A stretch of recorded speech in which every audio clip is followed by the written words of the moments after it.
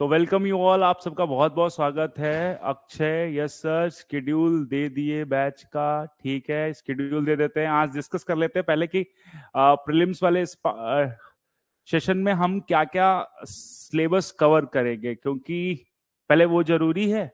आवाज आ रही है? गुड। कुमार, ओके। कुमार विश्वास, क्या नाम है तुम्हारा? है ग्रेट। तो अच्छा, ठीक है, ग्रेट। तो पहले क्या एक बार ये डिस्कस कर लिया जाए कि क्या हम लोगों को किस तरीके से आज जो डिस्कशन करना है उसमें सिलेबस हम क्या करेंगे, जो आगे हमारे लेक्चर्स रहेंगे उसमें हम लोग कौन कौन सा पार्ट कवर करेंगे इकोनॉमी वाले सेक्शन में। ठीक है जी। कुछ इंफॉर्मेशन आप अपने दोस्तों के साथ शेयर कर सकते हो, जैसे कि आज हम डिस्कस करने वाले हैं इकोनॉमिक्स वाला पार्ट, और इकोनॉमिक्स की आज इंट्रोडक्टरी क्लास होगी। जिन बच्चों ने अभी तक कोर्स परचेज नहीं किया या मुझे जो आगे भी देखेंगे, तो उन लोगों के लिए एक इन्फॉर्मेशन ये है कि बस उन्हें क्या करना है, ये हमारा क्यूआर कोड स्कैन करना है। और अभी हमारी फीस भी काफी कम चल रही है, और ये 5,000 का जो कोर्स है उसको हमने अभी रिड्यूस कर रखा है फीस, और उसको 3,000 में ही हम आपके साथ अटैच करके दे रहे हैं। फ्री 50 प्रीलिम्स टेस्ट भी आपको प्रोवाइड करेंगे। अब बस क्यूआर कोड को स्कैन कर लीजिए।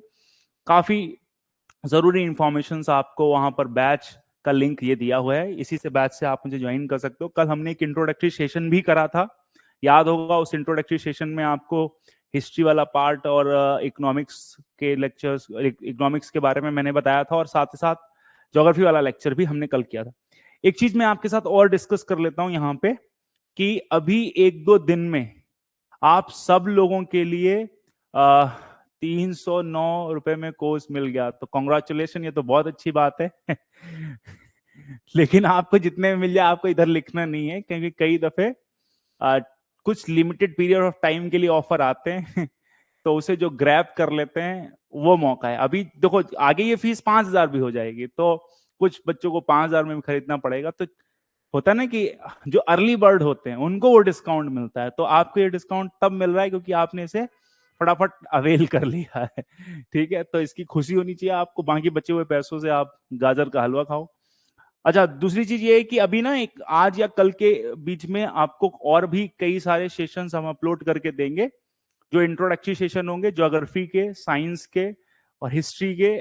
1 से 2 दिनों के अंदर वो सेशन अपलोड हो जाएंगे। ठीक है, तो आपको उन चीजों को लेकर चिंता नहीं करनी है। और ये जो 3:30 बजे का टाइम है ये रेगुलर रहने वाला है। वीक में 5 डेज क्लास करेंगे। ठीक है जी, 5 दिन क्लास होगी।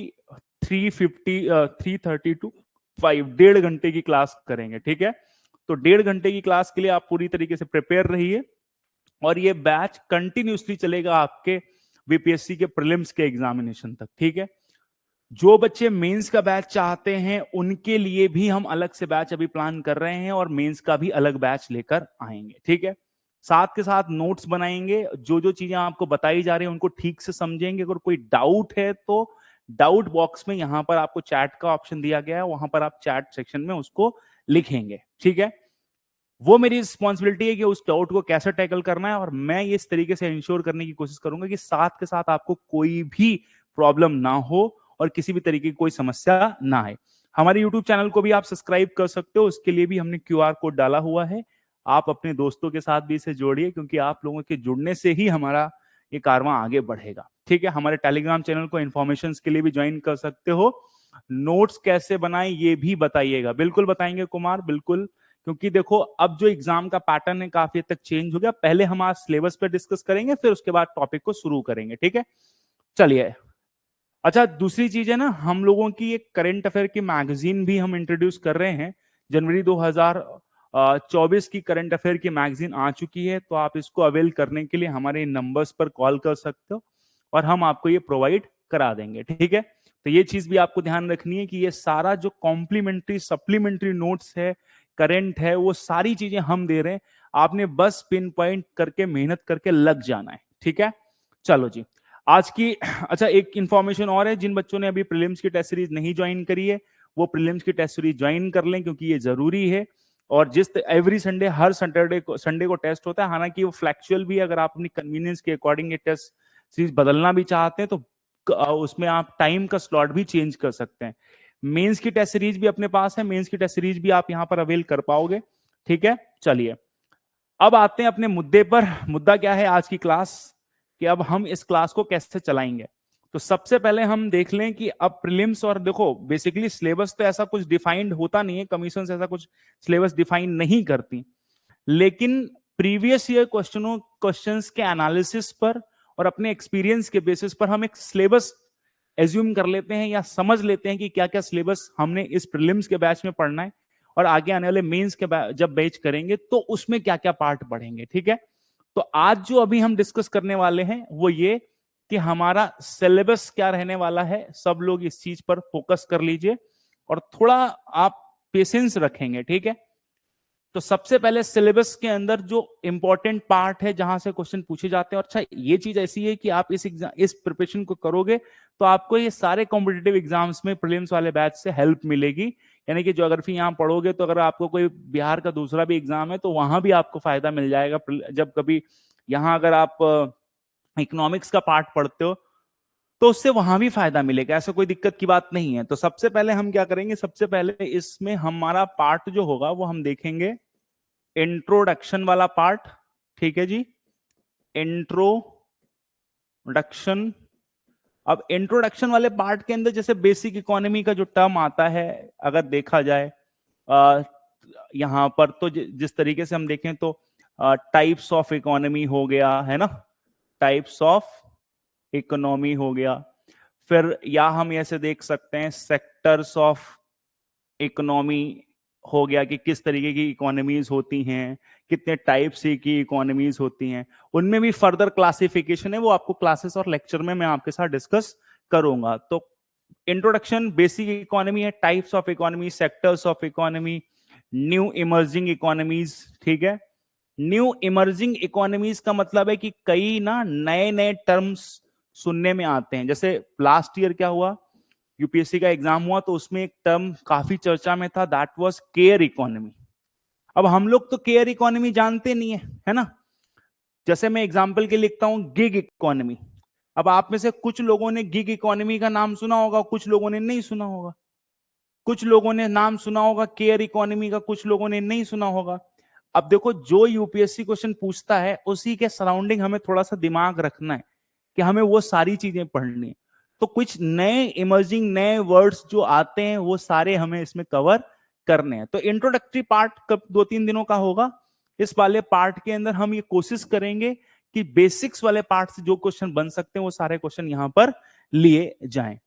मेजर क्लास की शुरुआत या ठीक तरीके से क्लास की जो शुरुआत होगी वो होगी बैंकिंग सिस्टम इन इंडिया से। किससे करेंगे हम लोग, banking system in India. Bharat में बैंकिंग का क्या व्यवस्था है, किस तरीके से बैंकिंग चलाई जाती है।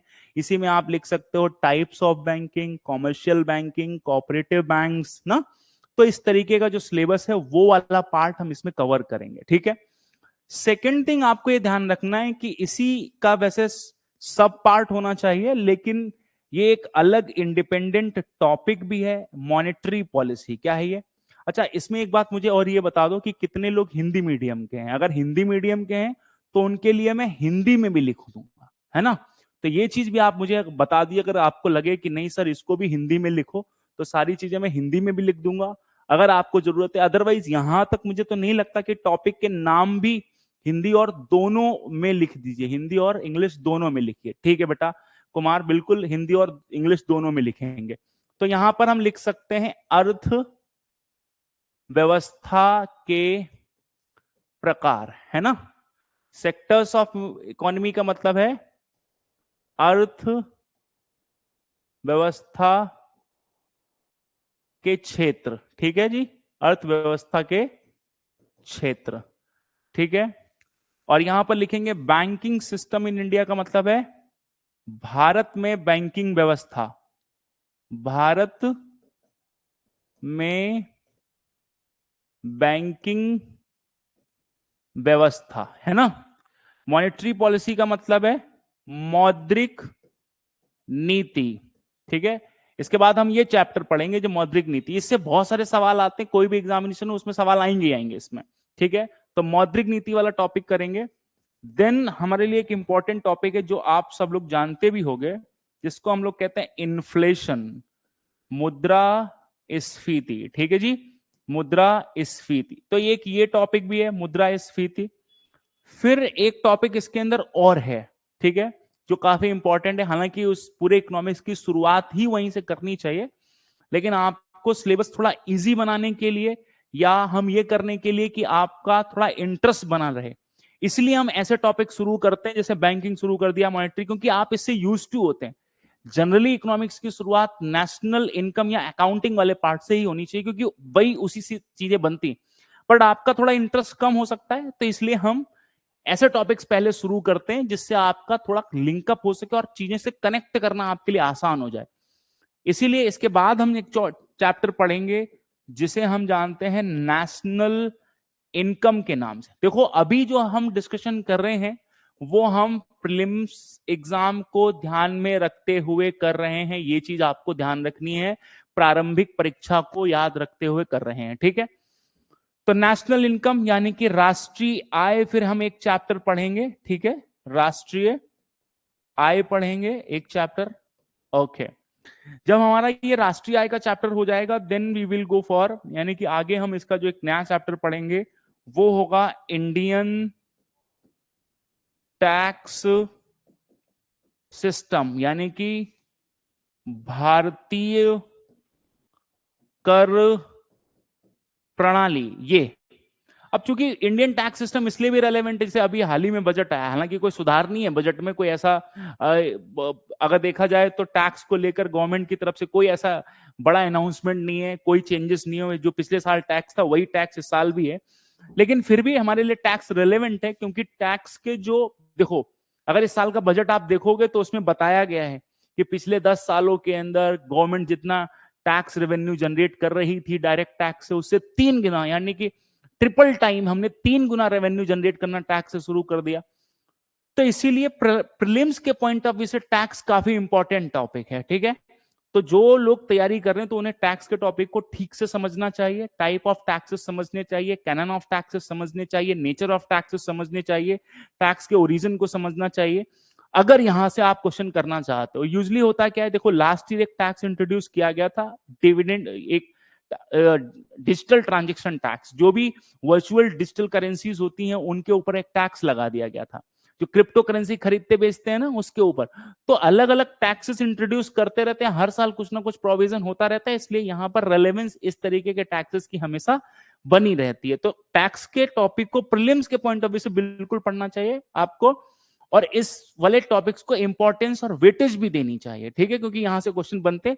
और मुझे ऐसा मेरा पर्सनल एक्सपीरियंस भी, और हालांकि गवर्नमेंट ये क्लेम भी करती है कि आजादी के बाद जीएसटी टैक्सेस में हुआ सबसे बड़ा रिफॉर्म है, और उसे क्लेम करने के लिए, हालांकि आइडेंटिफाई या वेरीफाई करने के लिए भी वो कई सारे आपको फैक्ट्स देते हैं। वो ये कहते हैं कि हमें एक एक महीने में जीएसटी से लगभग 1,70,000 करोड़ के आसपास रेवेन्यू मिलता है, ठीक है, ध्यान रखना। सर इस बैच की कोई ग्रुप होगी क्या? बिल्कुल ग्रुप होगी, इस बैच के लिए अलग से ग्रुप होगी, और आपको उसमें हम कोशिश करेंगे कि हर 1-2 दिन पे कुछ प्रैक्टिस क्वेश्चंस दिए जाएं। मैं अभी एडमिनिस्ट्रेशन के टच में हूं, मैं उनसे बात कर लेता हूं कि जिससे जो भी चीजें आपको पढ़ाई गई उनसे रिलेटेड 8-10 क्वेश्चन आपको मिले, जिससे आप प्रैक्टिस करके हमें वो बता के भेज सको, यानी कि देख सको कि कहां पर कितना आपने सीखा है और कितना इंप्रूवमेंट करने की जरूरत है, ठीक है। और अगर कोई भी क्वेरी हैं, डाउट्स हैं, उनको भी हम वहां पर एड्रेस करेंगे। तो दैट इज आवर रिस्पॉन्सिबिलिटी, आप उसके लिए निश्चिंत रहिए मयंक, ठीक है।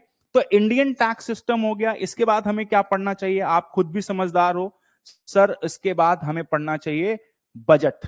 अब बजट क्योंकि आप हम तैयारी कर रहे हैं बिहार के लिए, तो उस पॉइंट ऑफ व्यू से आपको देखना है कि बजट 2 तरीके से पढ़ना है। एक तो अपना हमको पढ़ना है यूनियन बजट। कैसा पढ़ना है? यूनियन, यानी कि जो हमारा केंद्रीय बजट होता है, जो कल आया। हालांकि केंद्रीय बजट, सामान्य बजट जो होता है वो कल आया है, लेकिन वो इंटरिम बजट है, पूरे साल का बजट नहीं है, लेकिन फिर भी वो हमारे लिए रेलेवेंट है, उसमें बहुत सारा डेटा आया हुआ है, और जल्दी मैं आपको वो बजट भी पढ़ाऊंगा, टेंशन नहीं लेनी है। तो केंद्रीय बजट जो है वो बजट यहां पर हमें पढ़ना है। लेकिन आप चूंकि तैयारी कर रहे हैं बिहार पीसीएस की, इसीलिए आपका खुद का भी बजट आता है। ये जो मैं बजट यहां पर बता रहा हूं वो आर्टिकल 112 का बजट है, लेकिन आपको बिहार के बजट को भी ठीक से पढ़ना पड़ेगा, है ना। और प्रीलिम्स के पॉइंट ऑफ व्यू से तो बिल्कुल ही ठीक से पढ़ना पड़ेगा, चाहे जब विमेन एम्पावरमेंट के लिए कोई स्कीम हो या फिर एग्रीकल्चर के लिए कोई स्कीम हो, तो उसे हम इग्नोर नहीं कर सकते, है ना। तो एग्रीकल्चरल बेस है वहां पर, इंडस्ट्रियल बेस है नहीं बिहार के अंदर, तो इसलिए बिहार के बजट को बड़ी बारीकी से पढ़ेंगे। अगर बिहार के बजट को हम बारीकी से पढ़ेंगे देन हम ये समझ पाएंगे कि हाँ कितना जरूरी है इस चीज को करना।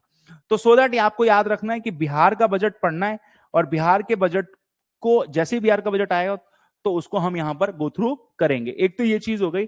तो मैंने आपको ये 7 टॉपिक बताए जो बजट से रिलेटेड है। बजट है, वापस से मैं आपको रिकॉल कर देता हूं, इंट्रोडक्टरी सेशंस में हम लोग टाइप्स ऑफ इकोनॉमी कर लेंगे, सेक्टर्स ऑफ इकोनॉमी कर लेंगे, इन न्यू इमर्जिंग इकोनॉमीज कर लेंगे, then banking system in India, Bharat में बैंकिंग का रोल कर सकते हैं, देन मॉनेटरी पॉलिसी, फिर inflation, national income, Indian tax system और बैंकिंग, बजट और बिहार बजट। ठीक है, ये पार्ट हो गया। इसके अलावा कुछ और टॉपिक्स हैं, जैसे अगर देखा जाए तो यहां पर एक टॉपिक होता है जिसको कहते हैं बैलेंस ऑफ पेमेंट। क्या कहते हैं? बैलेंस ऑफ पेमेंट, मतलब भुगतान संतुलन। तो ये भुगतान संतुलन से भी कई सारे क्वेश्चन आते हैं। इसी टॉपिक के अंदर हम वो वाला हिस्सा भी कवर कर लेते हैं। जैसे बैलेंस ऑफ पेमेंट जो है ये बड़ा वास्ट टॉपिक है। इसी में आप करेंट अकाउंट, जैसे हमारा जो एक्सटर्नल ट्रेड है ना, एक्सटर्नल ट्रेड मतलब जो विदेशी व्यापार है वो भी इसी में पढ़ा जाता है। ठीक है, एक तो ये चीज भी आपको ध्यान रखनी है। और इसी में फॉरेन इन्वेस्टमेंट, जो विदेशी निवेश होता है उसे भी हम लोग यहां पर पढ़ते हैं। विदेशी निवेश भी इसी का हिस्सा है और उसे भी यहां पर पढ़ा जाता है। यूजुअली बिहार के कंटेक्स्ट में अनएम्प्लॉयमेंट और जो बेरोजगारी, अनएम्प्लॉयमेंट और पॉवर्टी वाला टॉपिक है वो मेंस के पॉइंट ऑफ व्यू से ज्यादा पूछते हैं, लेकिन उसमें कुछ क्वेश्चन कभी कभी प्रीलिम्स के पॉइंट ऑफ व्यू से आते हैं। तो हम प्रीलिम्स को ध्यान में रखते हुए भी यहां पर क्या कर सकते हैं कि अनएम्प्लॉयमेंट यानी कि बेरोजगारी, और यहां पर दूसरा पॉवर्टी। ठीक है, इसका मतलब हुआ गरीबी। ये दो चीजें और हम इसमें ऐड ऑन कर सकते हैं, जो पढ़ सकते हैं, जिनसे सवाल बनते हैं। लेटेस्ट मैंने एग्जाम जो अभी आपका पेपर देखा, उस पेपर में हम लोगों को क्वेश्चन इंटरनेशनल ऑर्गेनाइजेशन से मिले, इंटरनेशनल ट्रीटीज, इस तरीके के भी ऑर्गेनाइजेशन क्वेश्चन मिलते हैं। तो एक सेशन हम लोग इस पर भी करेंगे कि आपको, हालांकि वो हर जगह हेल्पफुल होंगे, इंटरनेशनल ऑर्गेनाइजेशंस। ठीक है, और इंटरनेशनल ऑर्गेनाइजेशंस का मतलब जैसे आप WTO पढ़ते हो, एशियन डेवलपमेंट बैंक पढ़ सकते हो, है ना। अंतरराष्ट्रीय संगठन की बात हो रही है यहां पे, अंतरराष्ट्रीय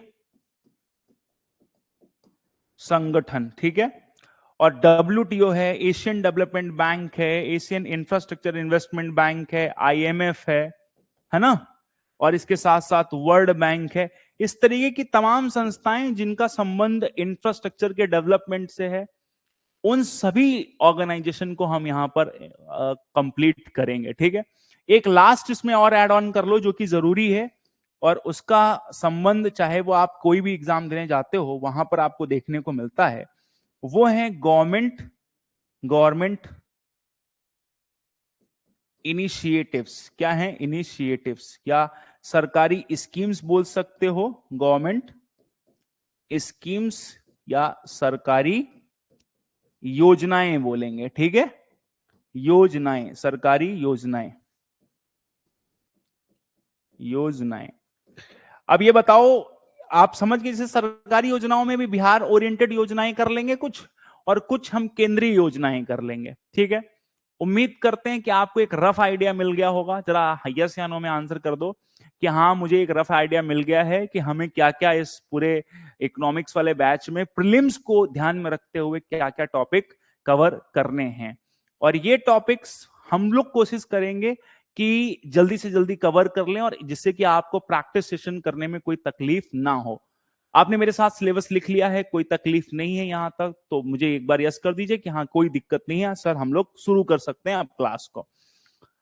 हाँ जी, तो मयंक कोई दिक्कत नहीं है, कुमार ठीक है, रोहित बहुत बढ़िया, चलिए जी बहुत अच्छी बात है, जानकर अच्छा लगा कि आपको कोई तकलीफ नहीं है, होनी भी नहीं चाहिए। आ जाओ, अब हम लोग शुरू करते हैं बेसिक। देखो अभी जो हम लोग डिस्कस करने जा रहे हैं उसका बहुत संबंध केवल बेसिक अंडरस्टैंडिंग से है, ठीक है। फिर धीरे धीरे ये बैच ग्रिप पकड़ेगा, यानी कि थोड़ा पेस पकड़ेगा तो चीजें और सुधार करेंगे। आइए देखते हैं क्या है इसमें। तो जनरली क्या देखो भाई, सबसे जरूरी चीज क्या है इसमें वो समझेंगे। पहले तो हम ये हेडिंग डाल दीजिए आप, अर्थ शास्त्र, ठीक है जी, और इसी के आगे डाल दीजिए इकोनॉमिक्स। क्या डाल दीजिए, इकोनॉमिक्स, ठीक है। अर्थशास्त्र या इकोनॉमिक्स, आपसे ये पूछ रहे हैं।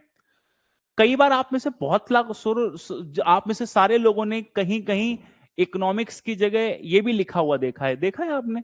कई बार आप एग्जाम्स में या किसी न्यूज़पेपर में या कहीं सिलेबस में इकोनॉमिक्स लिखा हुआ देखते हो, और कई बार आप इकोनॉमी लिखा हुआ देखते हो कि नहीं देखते हो बताओ। कहीं इकोनॉमिक्स लिखा हुआ देखते हैं और कई बार हम लोग इकोनॉमी की जगह इंडियन इकोनॉमी लिखा हुआ देखते हैं।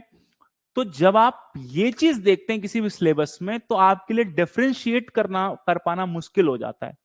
आपको पता नहीं चलता कि अच्छा दोनों में अंतर क्या है ना। तो देखो जी, जहां इकोनॉमिक्स टर्म दिया गया है, तो जैसे कोई कुछ एग्जाम है जहां वाकई में इकोनॉमिक्स पूछी जाती है, लेकिन कुछ एग्जाम है जहां इकोनॉमिक्स नहीं पूछी जाती, वहां इंडियन इकोनॉमी ही पूछी जाती है। ऐसा कैसे है? तो देखो, जैसे एग्जांपल लेता हूं, जैसे यूपीएससी कई वैरायटी ऑफ एग्जाम कंडक्ट कराता है। तो जनरली इकोनॉमिक्स में दो हिस्से आते हैं, ठीक है। मैं एग्जांपल दे रहा हूं आपको, ठीक है। अभी मैं आपको और क्लियर समझाऊंगा, लेकिन आपको एक अप्रोच बता रहा हूं। जैसे यूपीएससी ना एग्जाम जब कंडक्ट करता है तो कई तरीके के एग्जाम, जैसे सिविल सर्विसेज एग्जाम कंडक्ट करता है ना। फिर वो एक एग्जाम कंडक्ट करता है, सीएपीएफ का भी एग्जाम कंडक्ट करता है, सेंट्रल आर्म पुलिस फोर्सेस के लिए, है ना। असिस्टेंट कमांडेंट बनते हैं इसमें लोग, है ना।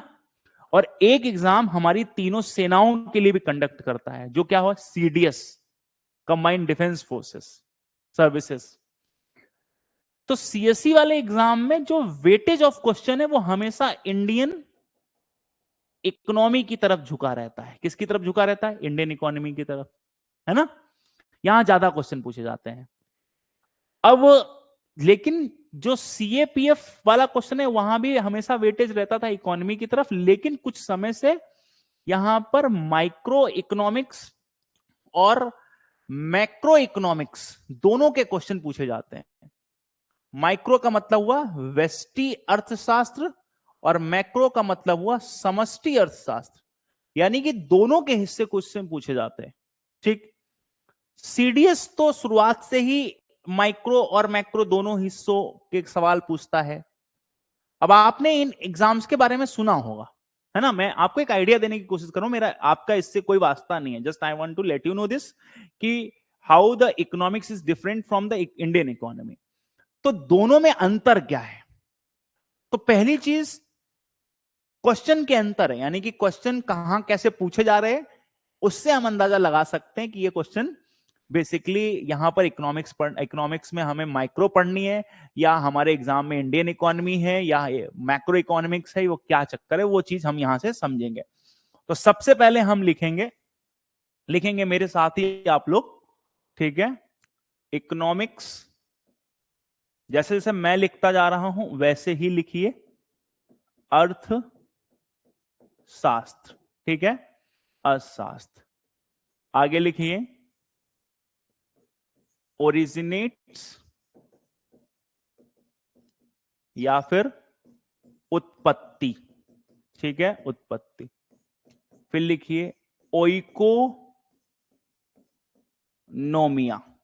ठीक है जी। क्या लिखेंगे? ओइकोनोमिया, ठीक है। तो जनरली क्या होता है कि कोई भी शब्द है उसका कोई लैटिन कहीं से निकलता है वो शब्द, तो ओइकोनोमिया से निकला ये शब्द। और ओइकोनोमिया का मतलब क्या होता है? House hold, house hold management, ठीक है। हिंदी में कहते हैं घरेलू प्रबंधन। आप कहेंगे इसका क्या मतलब है? कई बार ऐसे डायरेक्ट क्वेश्चन डाल के एक नंबर का पूछ लेते हैं कि ओइकोनोमिया का मतलब क्या है, या ओरिजिन ऑफ इकोनॉमिक्स क्या है, तो हम कहेंगे ओइकोनोमिया से निकला है इकोनॉमिक्स, ठीक है ना। इससे हमें मतलब कुछ नहीं पता चल रहा। ओइकोनोमिक जस्ट यानी कि economic just talk about the management, ठीक है। अब ये मैनेजमेंट किस चीज का, तो यहां से लिख सकते हैं, ठीक है। स्टडी, ठीक है, स्टडी अबाउट सोशल साइंस, ठीक है। ये कहते हैं कि एक सामाजिक विज्ञान का अध्ययन है। ये क्या है? सामाजिक विज्ञान का अध्ययन, यानी कि इसके अंदर हम लोग अध्ययन करते हैं। किस चीज पर करते हैं इस विज्ञान में अध्ययन? तो मेजर 3 अध्ययन करने हैं आपको: प्रोडक्शन, डिस्ट्रीब्यूशन और कंजम्पशन, ठीक है जी। उत्पादन, वितरण एवं उपभोग। मेरी बात को समझ गया? अगर आपसे पूछा व्हाट इज इकोनॉमिक्स, तो economics is a study of social science which is related to the production, distribution and consumption of goods and services. आगे क्या लिखें? ऑफ, इसके बाद ऐसे कर लो, ऑफ गुड्स एंड सर्विसेज, मतलब वस्तुओं एवं सेवाओं का, ठीक है जी। अब मैं जो बात बोल रहा हूं उसको ध्यान से सुनना। क्या है समाज इकोनॉमिक्स? हम कह सकते हैं कि इकोनॉमिक्स एक ऐसी व्यवस्था है जिसमें उत्पादन, वितरण, उपभोग, जो कि वस्तुओं और सेवाओं से संबंधित है, उसका अध्ययन किया जाता है, ठीक है। जैसे भूगोल में भूगोल का अध्ययन कर रहे हैं, इतिहास में इतिहास का कर रहे हैं, उसे इकोनॉमिक्स में किसका कर रहे हैं? तो इकोनॉमिक्स में उत्पादन, वितरण, उपभोग का अध्ययन कर रहे हैं। क्यों करना है? क्योंकि हम चाहते हैं कि जब हम इसका अध्ययन कर लेंगे तो हमें पता चलेगा ना कि कितना उत्पादन करना है, कैसे वितरण करना है, कैसे उपभोग करना है। जैसे मान लो अगर आप अपने घर के बारे में जानते हैं, जैसे मम्मी घर के बारे में जानती है, तो मम्मी को पता रहता है कि हमारा लड़का क्या खाएगा। सही करो ना अमन? अमन, आपके घर में जब खाना बनता होगा तो मम्मी को इस बात का अंदाजा होगा कि क्या पकाना है, क्या नहीं पकाना है ना। अगर आपको ये चीज पता रहेगी तो आप उत्पादन ठीक करोगे, नहीं तो आप गलत चीजें बना लोगे कि नहीं। तो बेसिकली यहां पर इकोनॉमिक्स का मतलब है कि it is study about production, distribution, consumption. ये एक ऐसी अध्ययन है जिसमें उत्पादन, वितरण, उपभोग, वस्तुओं और सेवाओं से संबंधित इसका हमें अध्ययन करना है, ठीक है। अगर हम सही प्रोड्यूस करेंगे तब तो मामला ठीक है, अगर गलत प्रोड्यूस कर दोगे तो कोई खाएगा ही नहीं। आपके घर के अंदर जैसे मान लो, एग्जांपल लो, अगर हमने स्टडी ठीक ना करी हो या इंडिया में ठीक स्टडी ना करी जाए, और इंडिया में जैसे पिछले दिनों हमने सुना मिलेट मतलब मोटा अनाज, आप जानते हैं मोटा अनाज क्या होता है? मोटा अनाज एक सुपर फूड है, पता है आपको? सुपर फूड मतलब जिसमें हाई न्यूट्रिशियस वैल्यू होती है, जिसमें हाई न्यूट्रिशियस वैल्यू होती है, न्यूट्रिशन बहुत ऊपर होता है उसमें, और मिलेट है वो, ठीक है। हाँ बिल्कुल, बहुत बढ़िया। अब ये बताओ, आजादी से पहले का भारत यानी कि 1947 से पहले क्या मोटा अनाज एक बहुत ही ज्यादा पॉपुलर कंज्यूमेबल आइटम था? इंडिया के अंदर ज्यादा लोग खाते थे, खूब घरों में बनता था, बाजरा, जौ, है कि नहीं? बनता था कि नहीं बनता था? अब बाजरे की रोटी नहीं बनती। सोचो आप, अब क्या चीज पॉपुलर है? तो अब हमारे यहां वीट और राइस, ठीक है, वीट और राइस पॉपुलर है ना। अब एक बात मुझे बताओ, बहुत ज्यादा लोग खाते थे, अब नहीं खाते। लेकिन अब अगर किसी घर आप चले जाओ और वो उसको बाजरे की रोटी खिला दे तो वो उसको अपमान मानेगा, कहेगा कैसा, भले ही उसको ये बताओ आप कि नहीं ये तो बहुत फायदेमंद, वो कहेगा नहीं, हमको नहीं मतलब है, हमें नहीं मजा आता इसमें, आप मेरा अपमान करते हैं, मेरे को आप बुलाए तो पनीर खिलाओ और बढ़िया लच्छे पराठा खिलाओ और गेहूं की रोटियां खिलाओ, है कि नहीं, ये खिलाओ, ये क्या खिला दिया तुमने मुझे, ऐसे कहेगा वो। तो आप जरा सोचो कि इस पॉइंट ऑफ टाइम पर अगर हमारे देश में अचानक से लोग बाजरा और ये सब उगाने लग जाते तो क्या लोग खाते? नहीं खाते। फिर यानी कि यहां प्रोडक्शन, डिमांड किस चीज की है? व्हीट और राइस की। अब लोग क्या खाते हैं? राइस खाते हैं। और उगा क्या देंगे? ये लोग बाजरा उगा दें, तो फिर दिक्कत नहीं हो जाएगी? यानी कि जो लोग चाहते हैं वो उगाया ना जाए और जो लोग नहीं चाहते वो भी उगाए पड़े हो, तो यहां मिसमैच हो जाएगा कि नहीं? फिर लोग बाहर से चावल इंपोर्ट करने लगेंगे। क्लियर हो गई मेरी बात? मेरी बात आपको समझ में आई? तो इसीलिए जरूरी है इस चीज का अध्ययन करना कि प्रोडक्शन कैसे होगा, कहां होगा, कैसे लोगों तक पहुंचेगा, लोग क्या खाते हैं, ये सब चीजों के बारे में जानना बहुत जरूरी है। तो इसमें एक पॉइंट और लिखेंगे, ठीक है, इकोनॉमिक्स। आगे और लिखिए, economics is a collection of principles related to production, distribution, consumption, Hindi में लिखिए, अर्थशास्त्र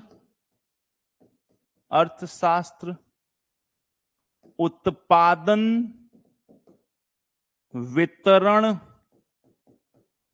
उपभोग, उत्पादन, वितरण, उपभोग से संबंधित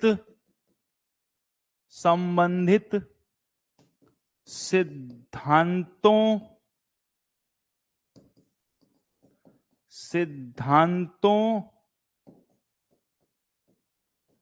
का संग्रह है।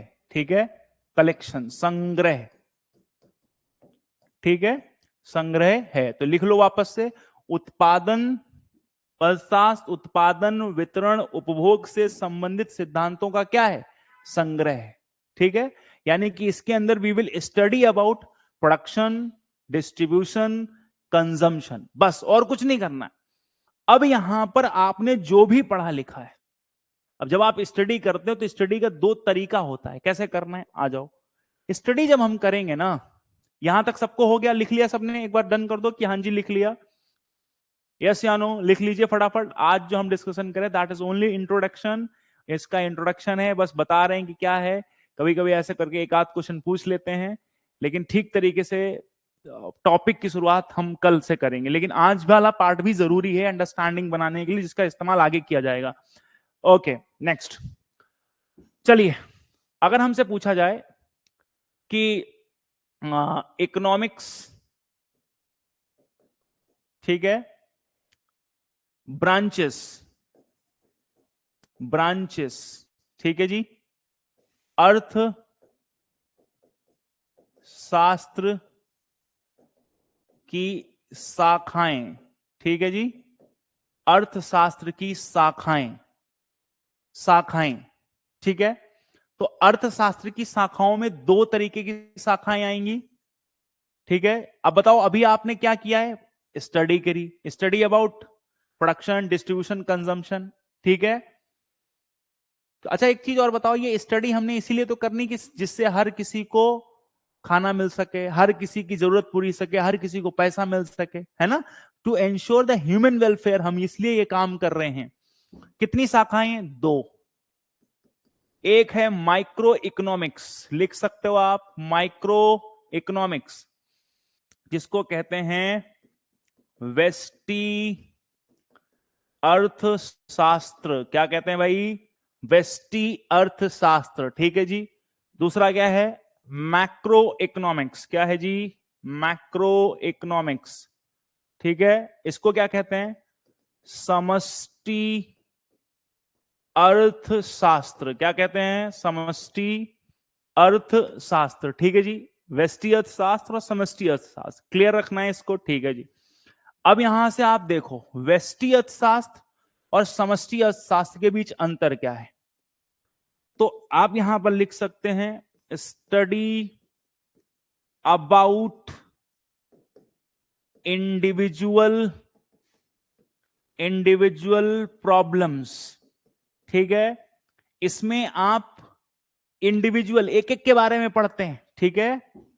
तो यहां पर लिख सकते हैं व्यक्तिगत समस्याओं का अध्ययन, ठीक है, अध्ययन, ठीक है, ठीक है। अब यहां पर क्या कहें, स्टडी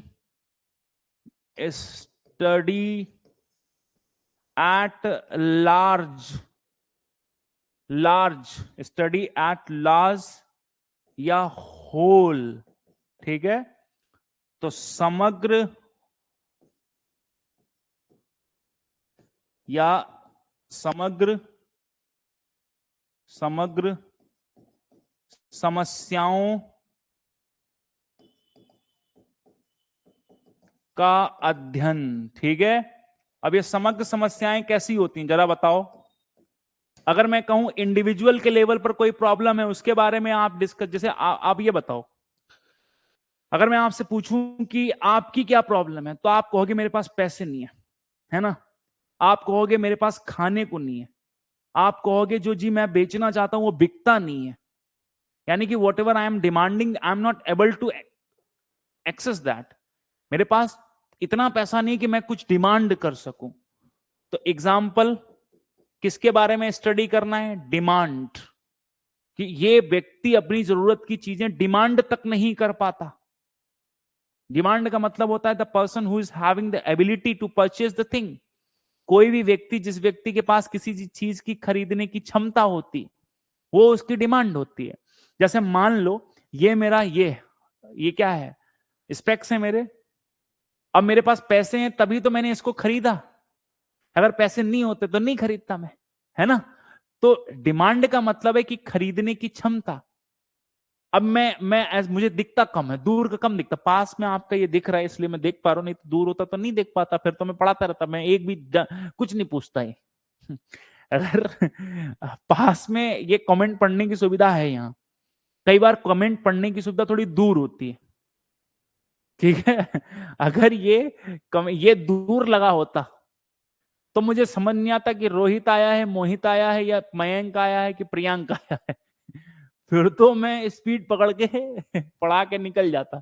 लेकिन अब इसमें पास में तो मुझे पास का दिखता है, दूर का नहीं दिखता।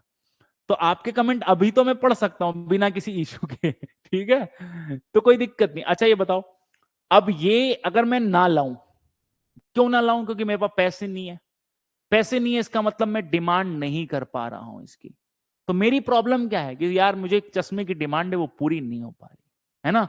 तो सो दैट ऐसी प्रॉब्लम्स को हम डिमांड कहते हैं। सप्लाई, है ना, ऐसी कैसी समस्या, सप्लाई।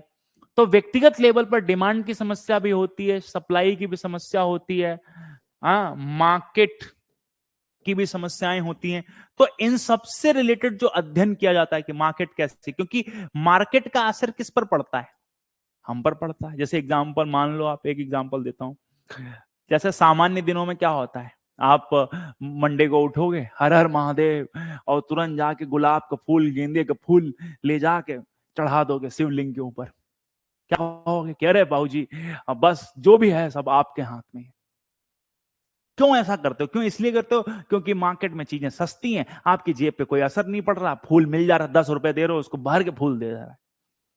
और वही काम आपको वैलेंटाइन डे के पे करना पड़ जाए तो वैलेंटाइन डे को तुम क्या कहोगे हर हर महादेव को कि आज गुलाब का फूल तुम्हारे लिए नहीं ला पाएंगे, है कि नहीं, क्योंकि आज गुलाब का फूल महंगा हो गया है। तो आप इस चीज को समझो कि मार्केट में होने वाला चेंज किसको परेशान करता है, किसको करता है परेशान, इंडिविजुअल्स को। इसलिए हमें मार्केट में होने वाली प्रॉब्लम्स को स्टडी करना है।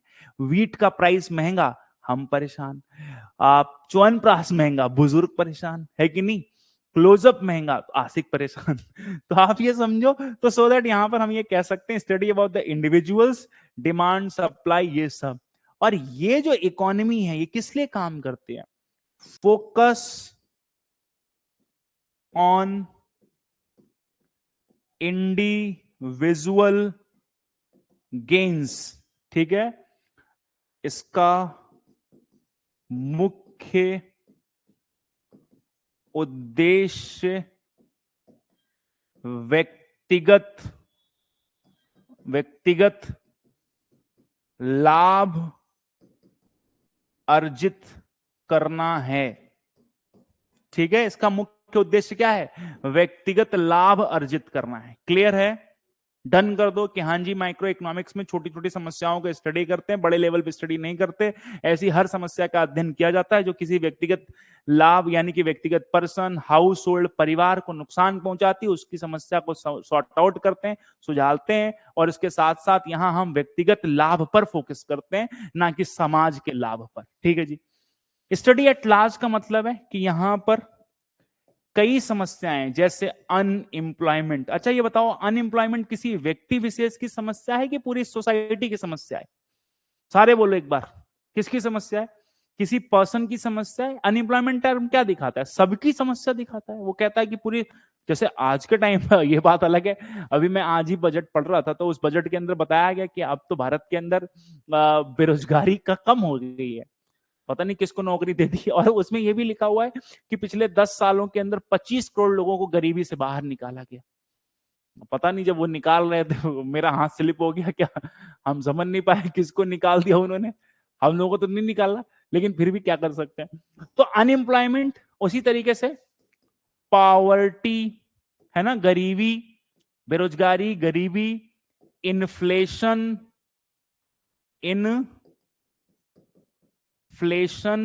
है ना।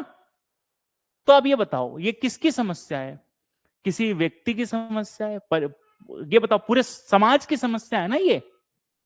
तो study about unemployment, poverty, inflation, ये सब जब हम इन चीजों को समझते हैं तो इसको बोला जाता है कि ये बेसिकली हम बड़े लेवल पर स्टडी कर रहे हैं। तो मैक्रो इकोनॉमिक्स के अंदर अनएम्प्लॉयमेंट की समस्या को सुलझाना है, पॉवर्टी की समस्या को सुलझाना है, इन्फ्लेशन की समस्या को सुलझाना है, नेशनल इनकम यानी पूरे देश की इनकम पर काम करना है।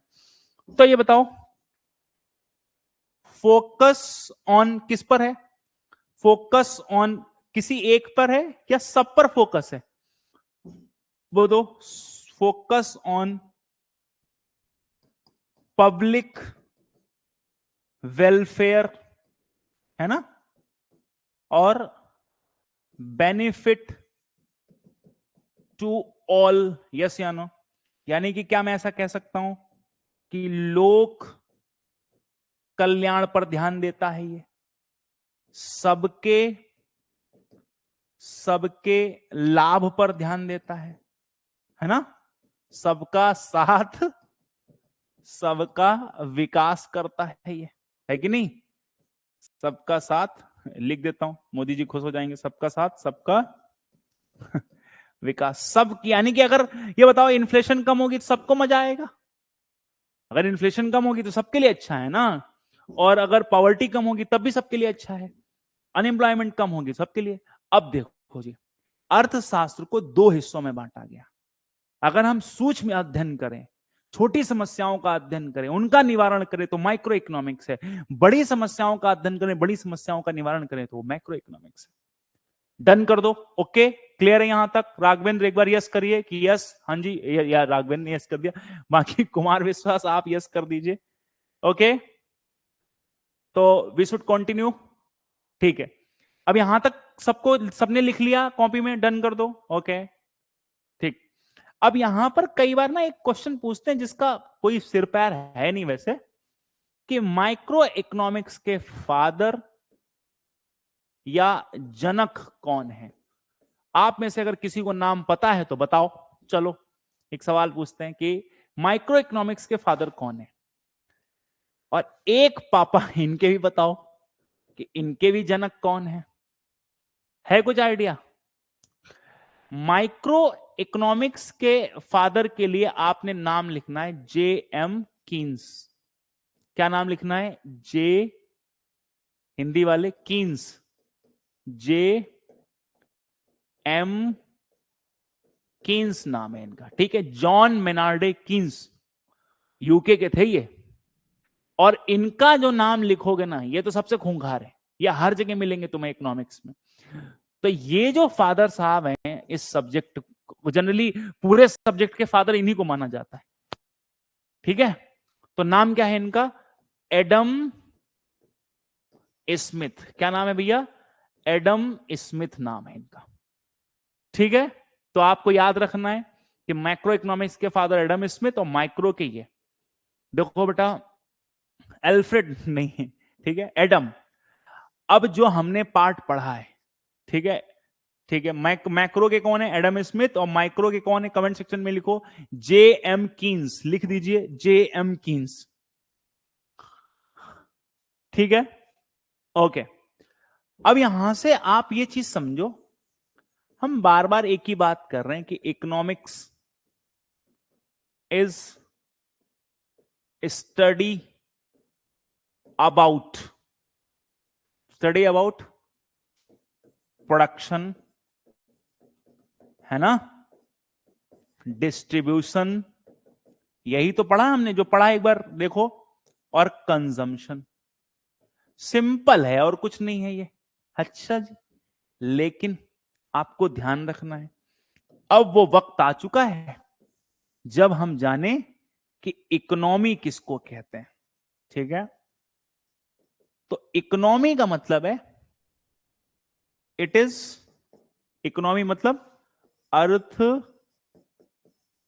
व्यवस्था, ठीक है। क्या मतलब है? It is entire system.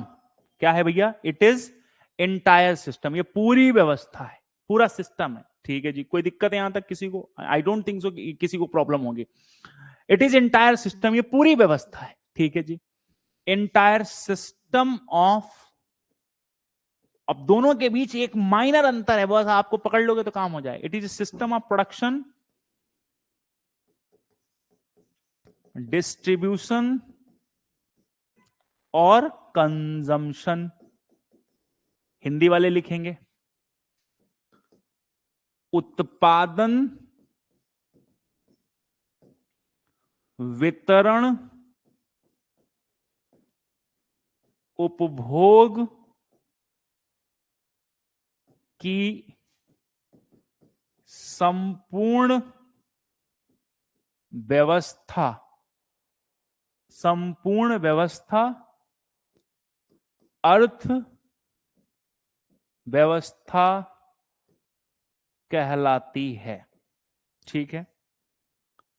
अब देखो जी, इकोनॉमिक्स में स्टडी करते थे और उसी स्टडी को अप्लाई कर देंगे। क्या कर देंगे? अप्लाइड, यानी कि व्यवहारिक। क्या करेंगे? व्यवहारिक। जो भी वहां पढ़ा ना, उसको लागू कर दो, ठीक है। जैसे कॉन्स्टिट्यूशन पढ़ते हैं, तो कॉन्स्टिट्यूशन में क्या है कि आर्टिकल 19 के अंतर्गत स्वतंत्रता है ना। हमारा कॉन्स्टिट्यूशन कई लोगों को कई अधिकार देता है, तो सरकार कानून बना के वो अधिकार सबको देती। तो जैसे ही वो अधिकार देती, अभी क्या हुआ है, एक नया 106 कॉन्स्टिट्यूशनल अमेंडमेंट आया, याद है? उसने क्या किया, हमारे देश की महिलाओं को 33% का रिजर्वेशन दिया। कहां दिया रिजर्वेशन, बताओ? वो रिजर्वेशन हमारे देश की महिलाओं को मिला पार्लियामेंट के अंदर भी, और वो मिला लोक लेजिस्लेटिव असेंबली यानी कि विधानसभाओं के चुनाव में। पढ़ा है आपने? कितने लोगों को ये बात पता थी? अगर नहीं पता तो लिख लो कहीं साइड में। 106वें संविधान संशोधन, 106 constitutional amendment dash national women reservation act, ठीक है। क्या हुआ? नेशनल वीमेन रिजर्वेशन एक्ट, और उसमें 33% रिजर्वेशन, 33% आरक्षण, 33% आरक्षण इन लोकसभा लोकसभा में भी, और विधानसभाओं में भी। तो देखो संविधान में ये लिखा गया, लेकिन उसके लिए कानून बनाया गया। ठीक है, तो जो भी हम यहां स्टडी करते हैं उसको लागू करते हैं। जब लागू कर दोगे ना, उसे अप्लाइड कर दोगे, तो वो बन जाएगा हमारा इकोनॉमी। इसका मतलब जैसे मान लो ये एक कंट्री है, ठीक है, ये जैसे इंडिया है, तो इस इंडिया में ऑल इकोनॉमिक एक्टिविटी, मतलब सभी आर्थिक क्रियाएं, ध्यान से सुनते रहो, सभी आर्थिक क्रियाएं, जितनी भी आर्थिक क्रियाएं हो रही, ठीक है, कौन कौन सी होंगी? मेजर तीन ही होंगी। क्या क्या हो सकता है, जरा सोचो। प्रोडक्शन, डिस्ट्रीब्यूशन, है ना, और कंजम्पशन।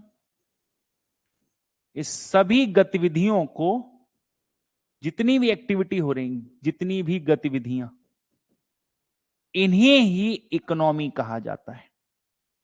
मतलब किसी एक क्षेत्र में जहां पर ये सब हो रहा है, जो हमने वहां पढ़ा था, वही अर्थव्यवस्था है। इसका मतलब ये चूंकि इंडिया में हो रहा है, इसीलिए इंडियन इकोनॉमी हो गई, है ना। मतलब जहां भी ये होगा, अब जैसे मैं कहूं ये बिहार है, बिहार है, बिहार की सभी ऑल इकोनॉमिक एक्टिविटी क्या कहलाएंगी, बताओ? बिहार की सभी इकोनॉमिक एक्टिविटी क्या कहलाएंगी? कमेंट सेक्शन में आंसर करिए। बिहार में होने वाली सभी इकोनॉमिक एक्टिविटीज को आप क्या कहेंगे, बताइए कमेंट सेक्शन में। बिहार में होने वाली सभी इकोनॉमिक एक्टिविटीज को क्या कहेंगे? जैसे इंडिया में होने वाली सभी इकोनॉमिक एक्टिविटी, मतलब प्रोडक्शन, डिस्ट्रीब्यूशन, कंजम्पशन, इसे इंडियन इकोनॉमी कहा, जो भी यहां हो रहा है इस देश के अंदर। उसी तरीके से बिहार में जो कुछ भी होगा, प्रोडक्शन, डिस्ट्रीब्यूशन, कंजम्पशन, तो उसे बिहार की इकोनॉमी कहा जाएगा। दिल्ली में जो कुछ भी होगा उसे क्या कहा जाएगा? दिल्ली की इकोनॉमी कहा जाएगा, है ना। तो इसका मतलब यह होगा, अगर जैसे ये बिल्कुल वैसे ही है, याद करो जैसे हम लोग केमिस्ट्री पढ़ते थे, आप सबने केमिस्ट्री पढ़ी है? तो केमिस्ट्री में क्या होता था, हमारा टीचर क्या करता था, हमें स्कूल में लिखवाता था सब, और लिखा के सब सेट कर देता था कि ये लिख लो, वो लिख लो, सब लिखवा देता था, हम लोग लिख लेते थे कि गैस एथेन कैसे बनेगी, मीथेन कैसे बनेगी, एथिलीन, एसिटिलीन, सब बताते थे वो। तो और उसको पढ़ते रहते थे, यानी कि वो थ्योरी थी। तो सारी थ्योरी कहां दी गई है, कमेंट सेक्शन में लिखिए। All the theories belongs to the related to the production, distribution and consumption. वो सारी थ्योरीज किसका हिस्सा है? इकोनॉमिक्स का हिस्सा है, ठीक है जी। लेकिन वो जो बाद में एक दिन ना हमें क्या करते, लैब ले जाते, फिर बना के दिखवाते कि ये जो बनाओ, तो हम लोग गैस वैस कुछ बनाते थे, वो उसका अप्लाइड पार्ट था। तो जो थ्योरी यहां दी है, उसे जब हम यहां कहीं किसी क्षेत्र में लागू करते हैं, तो वो उस देश की या उस क्षेत्र की एक अर्थव्यवस्था बन जाती। क्लियर हो गई इतनी बात? किसी को समस्या? इसका मतलब इकोनॉमिक्स एक थ्योरेटिकल कॉन्सेप्ट है। कैसा कॉन्सेप्ट है, लिख लो बेटा, एक थ्योरेटिकल कॉन्सेप्ट है, और इकोनॉमी एक अप्लाइड कॉन्सेप्ट है, यानी कि उसी चीज का व्यवहारिक पक्ष है। कोई दिक्कत नहीं यहां पर। अब ये बताओ जरा, ये जो हमने पूरा सिस्टम बनाया है, इसका कोई तो उद्देश्य होगा, हाँ या ना? इतना सब लोग हम लोग सिस्टम बना रहे हैं कि इकोनॉमी और इकोनॉमिक्स, ये पूरी इतना सब कुछ सिस्टम किया जा रहा है, क्यों? पूरी इकोनॉमिक एक्टिविटीज का ध्यान रखना है। तो देख सकते हो आप, ठीक है, मेजर यानी कि objective of economy to ensure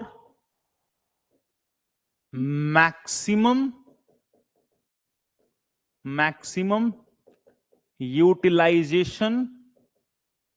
utilisation of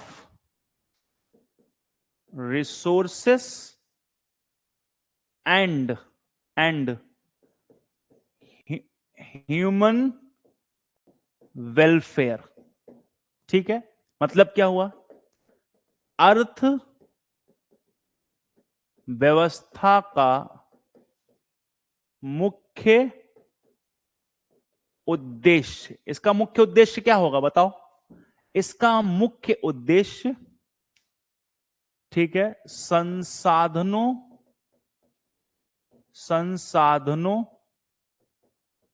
का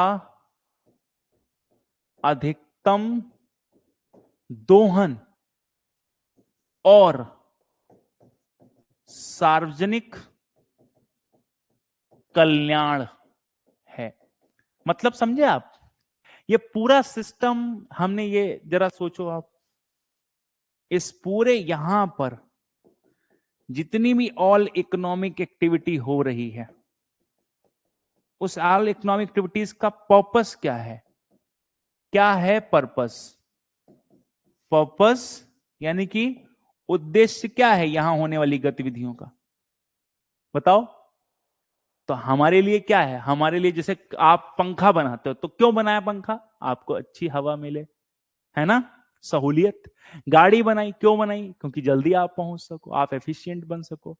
ये कंप्यूटर, लैपटॉप, डिजिटल बोर्ड क्या बनाया, कि मैं कहीं से भी आपको पढ़ा सकूं, आप बिहार में हो, मैं दिल्ली में हूं, उसके बाद पता चल रहा है कि आपकी क्लास के बाद मैं कर्नाटक के लोगों को पढ़ाऊंगा, है ना। तो आपको ये चीज ध्यान रखनी है कि इसका पर्पस क्या है, यानी कि इस पूरी अर्थव्यवस्था, सभी इकोनॉमिक एक्टिविटीज जो हो रही हैं, उसका एक ही पर्पस है कि हम resources, maximum utilisation of resources होना चाहिए, क्या होना चाहिए, मैक्सिमम यूटिलाइजेशन ऑफ रिसोर्सेस होना चाहिए, संसाधनों धनों का अधिकतम दोहन करना है। दूसरा, सहूलियत, है ना, सार्वजनिक कल्याण, यानी कि सबका विकास हो। ये जो बजट वगैरह बनाती सरकार, तो क्यों बनाती, क्योंकि सबको सब कुछ मिल सके, इसलिए बनाती। ठीक है जी, तो पूरी अर्थव्यवस्था में यही चलता है, इसे ही हम कहते हैं इकोनॉमी। ठीक है, ध्यान रखना, इसे ही हम कहते हैं अर्थव्यवस्था। एक बार सभी बच्चे यस या नो में आंसर करें कि यहां तक किसी को कोई समस्या नहीं है, जल्दी से आंसर कर दीजिए कि हाँ जी कोई प्रॉब्लम नहीं है यहां तक, जल्दी आंसर करो, हाँ जी, जल्दी से आंसर करिए।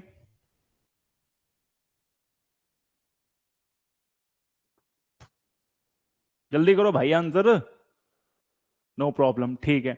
अब मैं आपसे कुछ कुछ बातें पूछूंगा पहले, है ना, फिर हम चलेंगे। अब बताओ, इकोनॉमिक्स में कितनी ब्रांचेस हैं, ठीक है, इकोनॉमिक अच्छे से समझ तो आएगा ही, पहले मैं अभी डांट लगाऊंगा, पहले जो मैं पूछ रहा हूं पहले वो बताओ, कितनी ब्रांचेस हैं इकोनॉमिक्स की,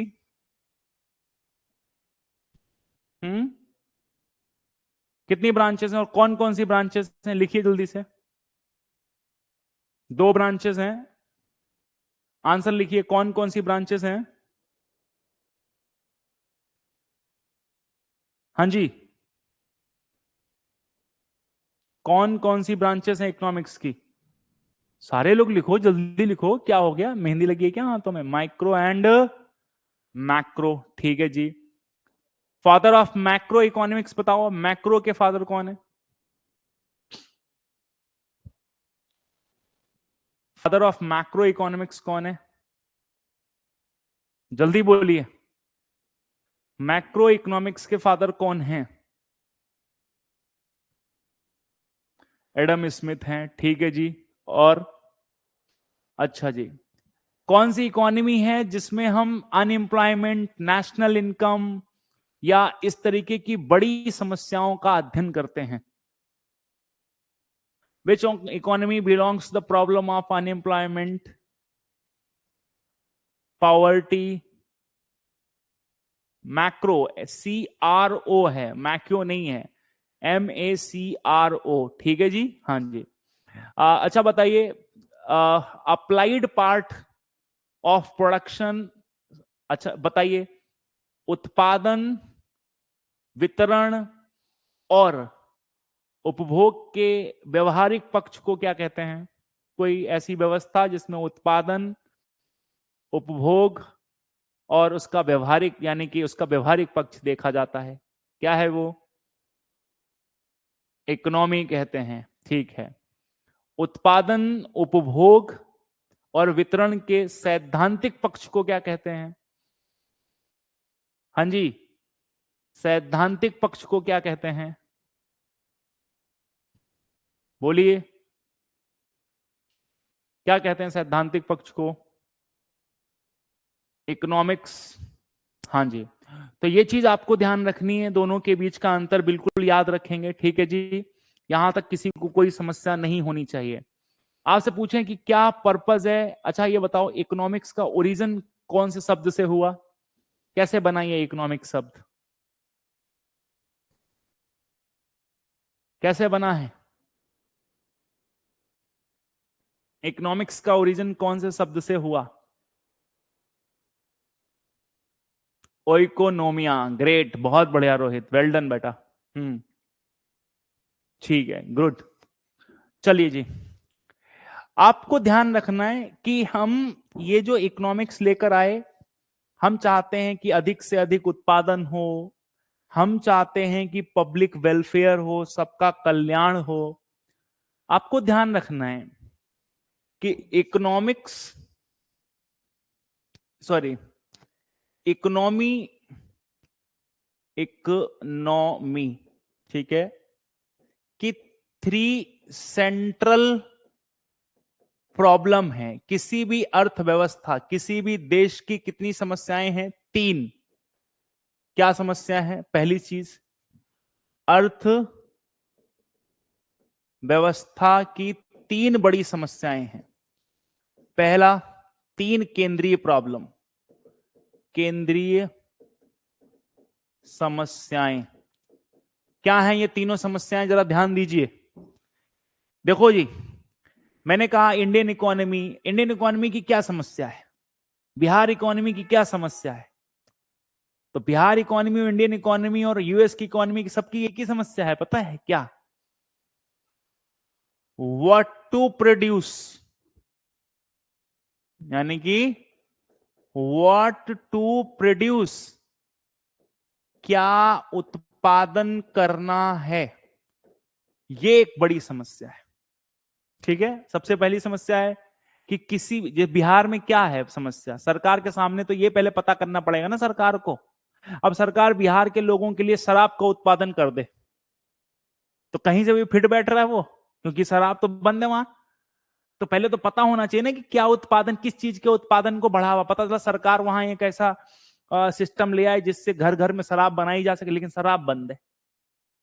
तो ये उल्टा पुल्टा नहीं होना चाहिए ना, जिस चीज का वो उत्पादन करवा रहे हैं, यानी कि पहले पता होना चाहिए कि उस चीज का उत्पादन होना चाहिए कि नहीं होना चाहिए। What to produce. दूसरी समस्या है हाउ टू प्रोड्यूस, कैसे उत्पादन करना है, यह दूसरी समस्या है ना? क्या समस्या है? कि कैसे उत्पादन किया जाए, यह दूसरी समस्या है। और तीसरी समस्या है कि टू होम टू प्रोड्यूस, किसके लिए उत्पादन करना है, किसके लिए उत्पादन करना है। यह तीसरी सबसे बड़ी समस्या है कि हमें यह पता होना चाहिए कि उत्पादन किसके लिए किया जा रहा है। तो कमेंट सेक्शन में लिखिए कि क्या क्या 3 मेजर प्रॉब्लम है, जल्दी से बताओ। पहली समस्या बोलो भाई, पहली समस्या क्या है? पहली समस्या है what to produce, how to produce and whom to produce. क्या उत्पादन करना है, कैसे उत्पादन करना है, किसके लिए उत्पादन करना है, यह हमें पता होना चाहिए, तभी अर्थव्यवस्था में चीजें टिकने वाली हैं। ठीक है, तो हम बनाएंगे एक चार्ट और इसका आंसर ढूंढेंगे। आप मेरे साथ बनाइए वो chart. Central problem of economy, ठीक है, अर्थ व्यवस्था की केंद्रीय समस्याएं। और पहली इधर लिखिए, पहली समस्या, व्हाट टू प्रोड्यूस। ठीक है ना, क्या उत्पादन करना है। Second problem, how to produce. Hindi में भी लिखेंगे, क्या उत्पादन, ठीक है, कैसे उत्पादन। ओके। और तीसरी प्रॉब्लम है, टू होम टू प्रोड्यूस। ठीक है ना, produce, to whom to produce, किसके लिए उत्पादन। ठीक है, तो तीनों समस्याएं आपके सामने आ चुकी हैं। यस। अब आपसे पूछा जाए कि इसका मतलब क्या है। हाउ, व्हाट टू प्रोड्यूस का मतलब पता है क्या है? Related to selection of goods. मतलब किसी भी अर्थव्यवस्था में यह सबसे बड़ी चुनौती होती है कि क्या, कौन सी गुड्स प्रोड्यूस की जाए। भाई अगर वहां गेहूं हो रहा है तो चावल उगाओ, चावल हो रहा है तो दाल उगाओ। अब दाल हो रहा है तो दाल ही उगाए पड़ो, तो उससे क्या फायदा होगा? दाल चावल के साथ खाना है ना भाई। तो दाल अगर उग चुकी है तो अब क्या उगाना चाहिए? चावल उगाना चाहिए। रोटी उगानी, यानी कि रोटी तो नहीं उग सकती, सॉरी, आटा उगाना, सॉरी आटा भी नहीं उग सकता, वीट उगाना चाहिए, गेहूं उगाना चाहिए, तो ये उगाना चाहिए। तो क्या करना है? Selection of, related to selection of goods. ठीक है, वस्तुओं, ठीक है, उत्पादित की जाने वाली वस्तुओं का चुनाव, कि कैसे तय होगा, है ना। तो उसके लिए क्या करना है? मार्केट एनालिसिस करना चाहिए किसी भी अर्थव्यवस्था को, है कि नहीं? बताओ। बाजार क्या करना चाहिए? एनालिसिस करना चाहिए, बाजार विश्लेषण करना चाहिए कि नहीं करना चाहिए? बताओ। अगर बाजार का विश्लेषण करोगे तो पता चल जाएगा कि किस चीज की जरूरत है लोगों को। तो हम क्या लिख सकते हैं नीचे? As per consumers demand. ठीक है, उत्पादन आप उन्हीं चीजों का करिए उपभोक्ता की मांग के अनुसार। बात खत्म। किसके अनुसार करिए? जो उपभोक्ता मांग रहा है उसके अनुसार पड़े। तो बताओ, पहली वाली प्रॉब्लम का सॉल्यूशन दे दिया मैंने क्या? Please let me know this. The first problem has been addressed. क्या पहली वाली समस्या का सॉल्यूशन मिल चुका है? पहली समस्या किसी भी अर्थव्यवस्था में थी कि व्हाट टू प्रोड्यूस, क्या प्रोड्यूस किया जाना चाहिए, और उसका मतलब था related to selection of goods, कि कौन सी गुड्स बनानी है। इसके लिए आपको मार्केट का एनालिसिस करना चाहिए, और मार्केट के एनालिसिस करते वक्त आप लोगों की मांग के अनुसार प्रोडक्ट बनाइए। बात खत्म हो गई। ठीक। सेकंड वाले फेज में आइए। चलिए ये लीजिए, हाउ टू प्रोड्यूस। क्या समस्या है ये? रिलेटेड टू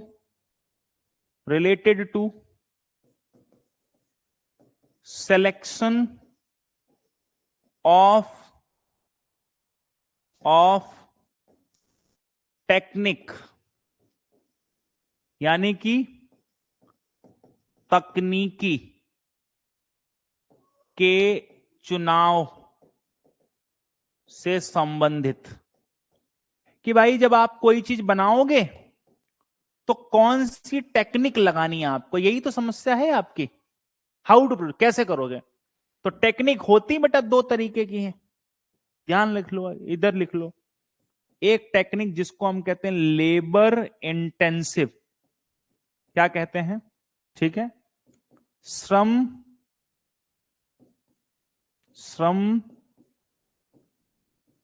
आधारित, ठीक है, तकनीकी, एक ये होती है। और दूसरी तकनीकी क्या होती है, कैपिटल इंटेंसिव, पूंजी आधारित। अब देखो कैपिटल इंटेंसिव में क्या होता है, लेबर ज्यादा और कैपिटल कम, मतलब श्रम ज्यादा लगाते हैं और पूंजी कम लगाते हैं। कैपिटल इंटेंसिव में क्या होता है कि कैपिटल ज्यादा लगाते हैं और लेबर कम, यानी कि पूंजी ज्यादा लगाते हैं एंड श्रम कम। अब मेरी बात को ध्यान से सुनो, दूसरी समस्या क्या थी भाई कि कैसे बनाओ, तो कैसे बनाओ का मतलब कि कैसे, कौन सी टेक्निक लगा के बनाओ। तो हमने बताया दो ही तरीके हैं आपके पास, या तो लेबर, जैसे मान लो एग्रीकल्चर में प्रोडक्शन आप करना चाहते हैं तो या तो लेबर को भेज दो, नहीं तो मशीनें भेजो, दो ही तरीका हो सकता है। लेबर इंटेंसिव में लेबर ज्यादा भेजते हैं, टेक्नोलॉजी कम भेजते हैं। कैपिटल इंटेंसिव में टेक्नोलॉजी ज्यादा भेजते हैं। तो भाई अगर आपकी इकोनॉमी कमजोर है ना, मतलब आप कमजोर हैं, रिच नहीं है, तो आप पूंजी कम लगा पाओगे, तब आप क्या लगाओगे, श्रम लगाओगे। और अगर आप पैसे वाले इकोनॉमी है, यानी अमेरिका जैसी देश है, तो वहां लेबर कम लगाएंगे, पूंजी ज्यादा लगाएंगे। उनकी इकोनॉमी की, जैसे बिहार में पैसा कम है, तो इसीलिए आप टेक्निक कम देखते होंगे, लोग ज्यादा देखते होंगे। मेरा मतलब समझ पा रहे हैं आप, बताओ क्लियर, यस या नो आंसर करो कि हाँ जी क्लियर है इतनी बात। तो ये भी समस्या सॉल्व हो गई कि भाई ऐसे करना है और ऐसे हो जाएगा। पहली समस्या थी, दूसरी समस्या थी, दोनों का निराकरण हो गया, सोल्यूशन दे दिया मैंने, डन कर दो, हाँ जी सोल्यूशन मिल गया। टू होम टू प्रोड्यूस का मतलब क्या है, एक बार यस कर दीजिए कि हाँ जी सोल्यूशन मिल चुका है, तो please let me know this. Yes, to whom to produce का मतलब है related to section of society, ठीक है, ठीक है, सेक्शन ऑफ समाज, या ऐसे लिख लो रिलेटेड टू सेक्शन, या सेक्शन की जगह रिलेटेड टू सिलेक्शन लिख लो, सिलेक्शन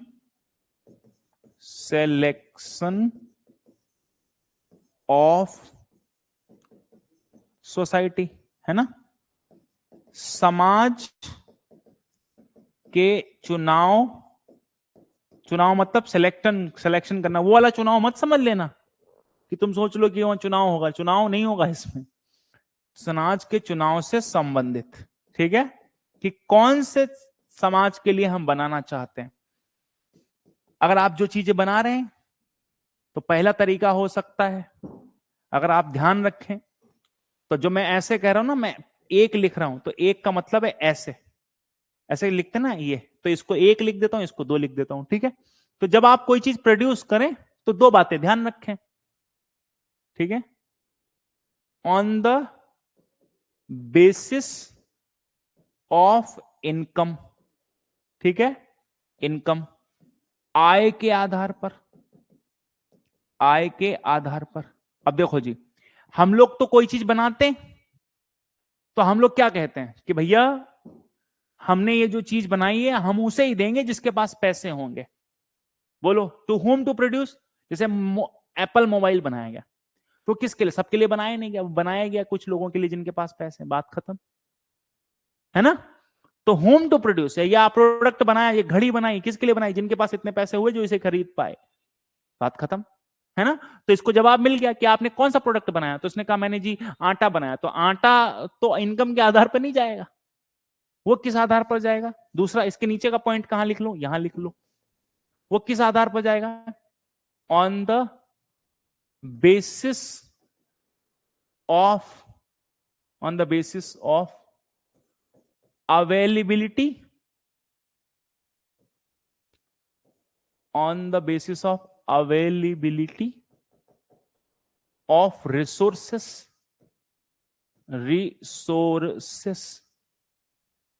ठीक है जी।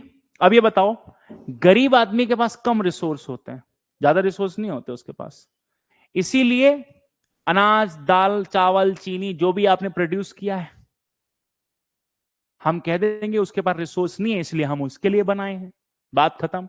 आपने जो प्रोडक्शन, अब देखो ध्यान से सुनो, क्या बनना है, कैसे तय होगा, मार्केट का सर्वे कर लो। कैसे बनाया जाएगा, लेबर से बना लो या कैपिटल से बना लो, ठीक है। किसके लिए बनाए हो देख लो, तुमने पैसे वाले लोगों के लिए बनाया तो ठीक है, इनकम पैसे बेच लेना, नहीं तो उनको देना है जिनके पास संसाधन नहीं है तो उनको दे दो। क्या आपको तीनों समस्याओं का सॉल्यूशन मिल चुका है? Please let me know this, please do the comment same, yes या नो, हाँ या ना में आंसर कर दीजिए फटाफट। Is there any query, just you can ask to me. अगर आपको कोई समस्या है, कोई क्वेश्चन है तो आप मुझसे पूछ सकते हैं, अदरवाइज फिर अच्छा, कल आने से पहले इसका रिवीजन जरूर करके आना, कल हम एक नया टॉपिक शुरू करेंगे। तब तक के लिए शुक्रिया। और हाँ, मैं आप मंडे, अच्छा सॉरी, क्लास आपकी मंडे को होगी अब, ठीक है, मंडे टू फ्राइडे क्लास होगी, तो अब अगली क्लास मंडे को होगी। तब तक के लिए शुक्रिया, थैंक यू सो मच। और आज हमारा इंट्रोडक्टरी सेशन था, हम क्लासेस को आगे फिर और एक्सपेंड करेंगे, तब चीजें और पढ़ाई जाएंगी, डिस्कस किया जाएगा। तब तक के लिए धन्यवाद, जय हिंद। कल फिर मिलते हैं, मंडे को सॉरी मिलते हैं, ठीक है। और पढ़ के रिवाइज करके आइए, अगर दूसरे दोस्तों के साथ इसको शेयर करिए। मैं आपको क्या कह रहा हूं, ये जो बैच है, इस बैच का लिंक आपके साथ शेयर किया गया है, इस चीज को आप खासकर ध्यान रखें।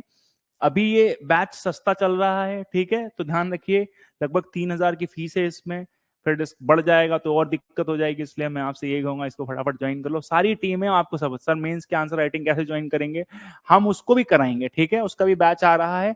और बाकी हमारी टेस्ट सीरीज चल रही है, अगर मेंस का टेस्ट सीरीज, तो आप इस नंबर पे कॉल कर लेना, यहाँ पे स्कैन करोगे सारी डिटेल्स आ जाएंगी, ठीक है। Thank you so much, have a great day, see you tomorrow, see you on Monday, thank you so much.